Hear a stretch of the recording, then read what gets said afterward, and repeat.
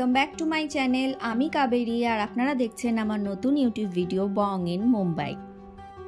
আজকের দিনটা হলো শুক্রবার আর ঘড়িতে এখন বাজে সকাল 9টা। ঘুম থেকে উঠেই দেখছি বাইরেটা অপূর্ব সুন্দর রোদ উঠেছে। টানা 1.5 মাস পর এমন ঝলমলে রোদ দেখতে পাচ্ছি।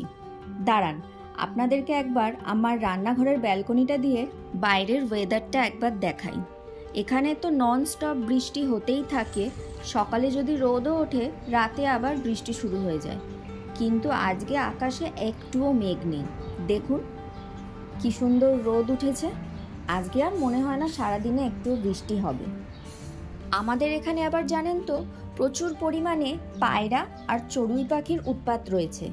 তাদের জ্বালায় এই ব্যালকনিগুলোতে নেট লাগিয়ে রাখতে হয়, নয়তো কোথা দিয়ে ফাঁক পেলেই ব্যালকনিতে ঢুকে ব্যালকনিগুলো নোংরা করে দিয়ে চলে যায়।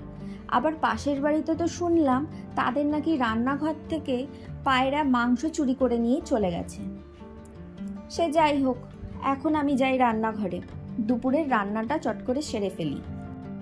আজকে যেহেতু সপ্তাহের শেষ, তাই ঘরে সবজিপাতি মাছ মাংস বলতে সেরকম কিছুই দেখলাম না। ফ্রিজ খুলে দেখলাম মোটে 3খানা ডিম পড়ে আছে, তাই দিয়েই ভাবলাম কিছু একটা দুপুরে রেঁধে ফেলি।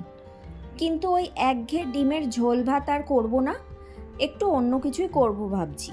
এদিকে দেখুন 2খানা পেঁয়াজ, 2টো ক্যাপসিকাম আর 2টো কাঁচা লঙ্কা এক এক করে কেটে নিচ্ছি। পেঁয়াজগুলোকে ঝিরিঝিরি করে কাটছি না, সেগুলোকে পাপড়ি এক একটা করে ছাড়িয়ে নিলাম। আর ক্যাপসিকামটাকেও ডুমো ডুমো করে কেটে নিচ্ছি। এতক্ষণে নিশ্চয়ই বুঝতেই পেরেছেন কি রান্না করছি। হ্যাঁ, আজকে রান্না করব এগ চিলি সোয়া। ঘরে কয়েকটা সয়াবিন পড়েছিল, সেগুলোই এখন গরম জলে সিদ্ধ করে নিচ্ছি। ব্যাস, সয়াবিনটা কিছুক্ষণ গরম জলে ভিজিয়ে রেখেছি।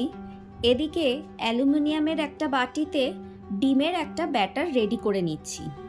তার জন্যই বাটিতে সামান্য একটু তেল ব্রাশ করে নিয়েছি। এবার একে একে ডিমগুলো ফাটিয়ে নিচ্ছি। ডিমটাকে এখন গরম জলে ভাপিয়ে নেব। ডিমের এই ব্যাটারটা শুধু নুন আর হলুদ দিয়েও ভাপিয়ে নেওয়া যায়, তবে আমি এর মধ্যে এক্সট্রা কিছু জিনিস অ্যাড করছি। সামান্য একটু গরম মশলা, একটু আদা রসুন বাটা আর কালারিংয়ের জন্য দিয়ে দিয়েছি কাশ্মীরি রেড চিলি পাউডার। এতে করে রঙটাও খুব সুন্দর আসবে। ব্যাস, এবার এটা গরম জলে ভাপানোর জন্য বসিয়ে দিয়েছি ওই 10 থেকে 15 মিনিটের জন্য। আর একদিকে দেখুন সবজিগুলোকে কেটে ধুয়ে নিয়েছি। সয়াবিনগুলোর যে এক্সট্রা জল ছিল সেটাও চিপে বার করে দিয়েছি, এতে সয়াবিনটা পরে ভাজতে সুবিধা হবে। তো এখন গ্রেভির জন্য আদা আর রসুন কিছুটা কুচিয়ে নিচ্ছি। এটা বাটা দিলেও হয়, তবে আমার আবার কুচিয়ে দিতেই ভালো লাগে।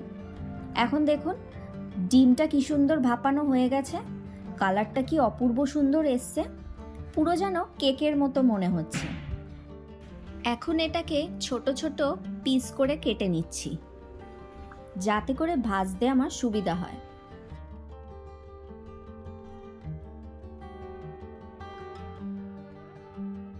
পিসগুলো কাটার পর দেখুন ঠিক যেন পনিরের মতো মনে হচ্ছে। ব্যাস, হয়ে গেছে সবকটা পিস সমান করে কাটা। এখন চলুন এগুলোকে একটু ফ্রাই করে নিই। তার জন্য ওই ডিমের বাটিতেই সামান্য একটু কর্নফ্লাওয়ার আর দিয়ে দিচ্ছি অল্প পরিমাণে একটু আটা। এর বদলে ময়দাও দেওয়া যায়, তবে বাড়িতে যেহেতু ময়দাটা অ্যাভেলেবেল ছিল না, তাই তার বদলে আটা দিয়ে দিয়েছি। আর কালারের জন্য দিয়ে দিয়েছি সামান্য পরিমাণে কাশ্মীরি রেড চিলি পাউডার, আর দিয়েছি অল্প একটু গোলমরিচের গুঁড়ো। এখন দেখুন ওই ব্যাটারটার মধ্যেই ডিমের পিসগুলোকে চুবিয়ে কড়াইতে সামান্য একটু তেল গরম করে শ্যালো ফ্রাই করে নিচ্ছি। এগুলোকে বেশ লালচে করে ভাজতে হবে। দেখুন কি সুন্দর কালারটা এসছে। এখন সয়াবিনগুলোও এইভাবে এক এক করে ভেজে নিচ্ছি। ওদিকে দাঁড়ান, ডিম ভাজাটা একটা ট্রাই করে দেখি। এগুলো কিন্তু বিকেলের স্ন্যাক্স হিসাবেও শুধু শুধু সস দিয়ে খাওয়া যেতে পারে। যেহেতু ভাজার সময় মশলাপাতি দিয়েছিলাম, তাই শুধু শুধু কিন্তু বেশ টেস্টি লাগছে। আর হয়েছেও কত সফট, আর বাইরেটা ভীষণ ক্রিস্পি। ওদিকে কথা বলতে বলতে সয়াবিনগুলোও ভাজা হয়ে গেছে। এবার ওই কড়াইতেই আদা কুচি রসুন কুচিটা দিয়ে দিয়েছি, সামান্য একটু ভেজে তার মধ্যেই পেঁয়াজগুলো দিয়ে দেবো। পেঁয়াজটা খুব বেশি ভাজবো না। এই ধরনের চাইনিজ রান্নাগুলোয় এটাই একটা সবথেকে বড় সুবিধা, মশলা বেশিক্ষণ কষার কোনো ঝামেলাই থাকে না, সব কিছু চটপট হয়ে যায়। এদিকে দেখুন বাটিতে একটা সসের ব্যাটার রেডি করে নিচ্ছি। দিয়েছি কিছুটা টমেটো সস, কিছুটা ডার্ক সয়া সস, আর একটু বেশি করে দিয়ে দেবো রেড চিলি সস। এই ধরনের রান্নাগুলো একটু ঝাল ঝাল খেতেই বেশ ভালো লাগে।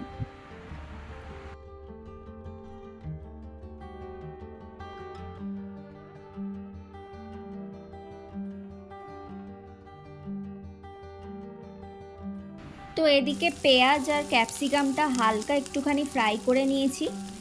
এখন মিশিয়ে রাখা সব ধরনের সসগুলো এর মধ্যে ঢেলে দেব, আর সব কিছু ভালো করে একসাথে 2 থেকে 3 মিনিটের জন্য মিশিয়ে নিলাম।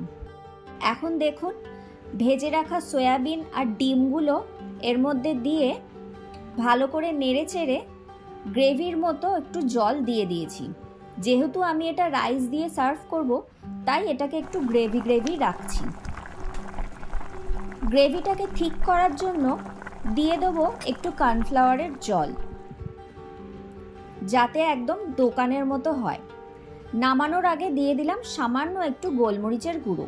ব্যাস, আজকে দুপুরের লাঞ্চ আমার রেডি।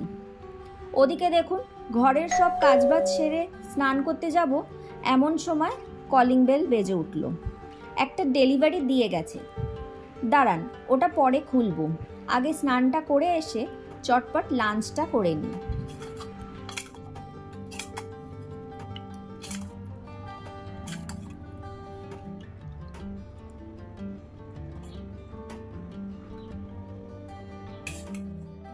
সকালে তো দেখলেন বেশ কিছু জামা কাপড় ব্যালকনি থেকে তুলে এনেছিলাম, কিন্তু সেগুলো আর জায়গা মতো ভাঁজ করে রাখা হয়ে ওঠেনি। এখন দিনের শেষে সবগুলোকে আয়রন করে জায়গা মতো রেখে দেবো। আমাদের এখানে আয়রনের দোকান কাছে পিঠে সেরকম নেই, বেশ খানিকটা দূরে একজনের রয়েছে। তবে ঘরেই যেহেতু আয়রন মেশিন আছে, তাই দোকানে খুব দরকার না পড়লে দেওয়া হয় না। ওই আমি যখন কলকাতা গেছিলাম সেই সময় একবার দেওয়া হয়েছিল। পার জামা কাপড়ের পিস 7 থেকে 8 টাকা মতো নিয়েছিল। এই আয়রন মেশিনটা আমি বিয়েতে গিফট হিসাবে পেয়েছিলাম। ভীষণ ইউজফুল একটা জিনিস জানেন তো, আর খুব লাইট ওয়েটেড। এমনকি এর মধ্যে দেখুন কতগুলো মোডস আছে, কটন, উল, সিল্ক, রেয়ন, নাইলন। দাঁড়ান, এগুলো এখন জায়গা মতো রেখে দিই।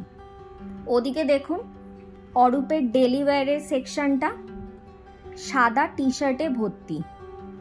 নাই নাই করে 14 থেকে 15 খানা ওর সাদা টি শার্টই রয়েছে। সাদা কালারটার ওপর ওর যেন একটা আলাদাই ভালোবাসা রয়েছে। লোকে দেখে ভাবে একই জামা মনে হয় বারবার পরে। ফাইনালি সব কাজবাজ সেরে এখন মেশো থেকে যে পার্সেলটা দিয়ে গেছিল সেটা নিয়ে বসে পড়েছি। আসলে 1 সপ্তাহ আগে একটা কুর্তি অর্ডার করেছিলাম, সেটাই আজকে আসার কথা ছিল, কিন্তু দেখুন কাণ্ডখানা। আমি একটা অন্য কালার অর্ডার করেছিলাম আর ওরা দিয়ে গেছে ল্যাভেন্ডার কালার। আমি করেছিলাম ব্ল্যাক কালারের একটা কুর্তি অর্ডার।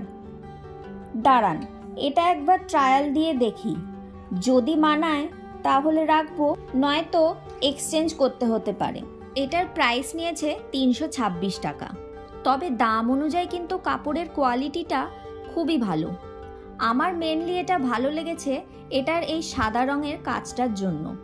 কালো কুর্তির ওপর সাদা রঙের এই কাজটা অপূর্ব সুন্দর ফুটে উঠছিল। তবে ল্যাভেন্ডারটার ওপর সাদা কাজটা অতটা মানাচ্ছে না। এটা দেখি এক্সচেঞ্জ করে নেব। তাহলে চলুন, ভিডিওটাও আজকে এখানেই শেষ করছি। দেখা হবে খুব শিগগিরই পরের আর একটা ব্লগে। ততক্ষণের জন্য ভালো থাকবেন এবং সুস্থ থাকবেন। Do like, share and subscribe my YouTube channel. Thanks for watching.